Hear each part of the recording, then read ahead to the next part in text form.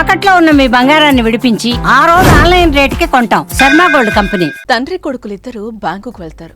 బ్యాంకులో భారీ క్యూ. గంటన్నర క్యూలో నిల్చున్న తండ్రిని చూసి ఆ కుమారుడికి చాలా బాధ కలిగింది. అదే సమయంలో కోపం కూడా వచ్చింది. వెంటనే తండ్రి దగ్గరకు వెళ్ళి, నాన్నగారు, మీరు ఇంటర్నెట్ బ్యాంకింగ్ను ఎందుకు యాక్టివేట్ చేసుకోరు? ఆన్లైన్ లావాదేవీల ద్వారా ఇలా బ్యాంకుకు వచ్చి క్యూలో నిల్చున్న అవకాశం ఉండదు కదా అని ప్రశ్నించాడు. ఎందుకు చేయించుకోవాలి అంటూ తండ్రి కుమారుణ్ణి తిరిగి ప్రశ్నించాడు. ఇలా ఇక్కడ గంటసేపు మనీ ట్రాన్స్ఫర్ కోసం ఎదురు చూడనక్కర్లేదు, ఇంకా సామాన్లు కూడా ఆన్లైన్లోనే ఇంటికే తెప్పించుకోవచ్చని చెప్పడంతో పాటు ఆన్లైన్ ట్రాన్సాక్షన్, ఈ కామర్స్ వ్యాపారంతో వచ్చే లాభాలను వివరించాడు. ఇంటి నుంచి అడుగు బయట పెట్టకుండానే నచ్చినవన్నీ తెప్పించుకోవచ్చని తండ్రికి కుమారుడు చెప్పాడు.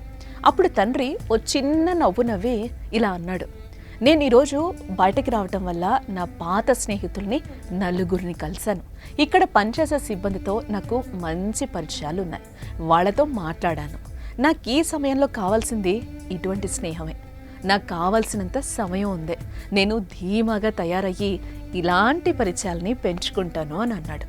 2 ఏళ్ల క్రితం నాకు అనారోగ్యం వచ్చినప్పుడు నేను ఎప్పుడూ పళ్ళుకొనే షాపతను ఉన్నాడు కదా, నన్ను చూడటానికి వచ్చాడు. నా కోసం బాధపడ్డాడు, కన్నీళ్లు కార్చాడు. నేను కోలుకోవాలని, బాగుపడాలని కోరుకున్నాడు. కొన్ని రోజుల క్రితం అమ్మ పొద్దున్నే మార్నింగ్ వాక్ కోసం వెళ్ళినప్పుడు కళ్ళు తిరిగి పడిపోయింది కదా. మనం ఎప్పుడు సామాన్లు కొనే కిరాణా షాప్ అతను తన బండిని తీసుకొని అమ్మని ఇంటికి చేర్చాడు.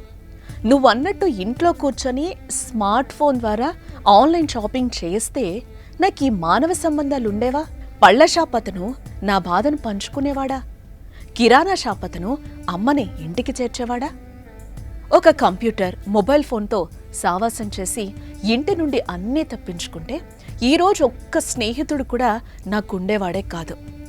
నేను ఏదైనా కొనేటప్పుడు వాళ్ళని చూస్తూ వాళ్ళతో మాట్లాడటం నాకు ఇష్టం. ఇలా మనుషులతో కలిసిన నాడే సత్సంబంధాలు ఏర్పడతాయి, బంధాలు బలపడతాయి. టెక్నాలజీ ఉండాలి కానీ అది మాత్రమే జీవితం కాకూడదు. దానికి మనం బానిసలం అస్సలు కాకూడదు. ప్రేమించవలసిన మనుషులను వాడుకొని జీవిస్తే మానవ సంబంధాలు తెగిపోతాయంటూ ఆ కుమారుడికి తండ్రి చెప్పాడు. ఇవి ఎంతటి అద్భుతమైన మాటలు కదా. సోషల్ మీడియాలో మానవ సంబంధాలపై వైరల్ అవుతున్న అద్భుతమైన సంభాషణను మీ ముందుకు తీసుకురావడం చాలా సంతోషం అనిపిస్తోంది. ఎందుకంటే మానవ సంబంధాలు, ఆప్యాయతలు, అనుబంధాలు ప్రస్తుతం మారిపోయాయి. భూతద్దం పెట్టి వెతికినా దొరకడం లేదు. ఒకే ఇంట్లో ఉన్న కుటుంబ సభ్యులు పలకరింపులు మాని వాట్సాప్ సందేశాలు పంపుకుంటున్నారు.